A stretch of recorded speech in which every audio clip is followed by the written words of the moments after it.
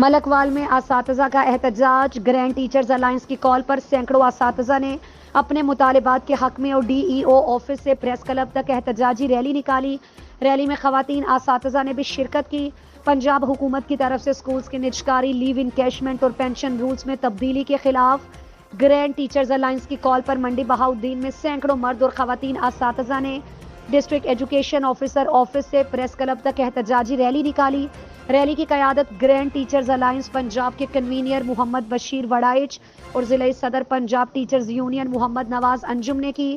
مظاہرین نے ہاتھوں میں بینرز اور پلے کارڈز اٹھا رکھے تھے جن میں اسکول نجکاری، لیو انکیشمنٹ اور پینشن رولز میں تبدیلی کے خلاف نعرے درج تھے۔ مظاہرین نے پنجاب حکومت نے تعلیمی پالیسیوں کے خلاف نعرے بازی کی۔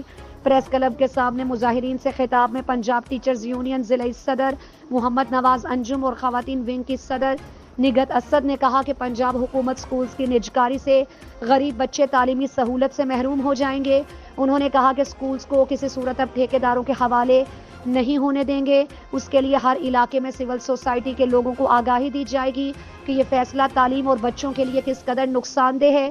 انہوں نے کہا کہ لیو انکیشمنٹ اور پینشن رولز میں تبدیلی سے ملازمین کا معاشی قتل کیا گیا، لہٰذا حکومت یہ فیصلہ فوراً واپس لے۔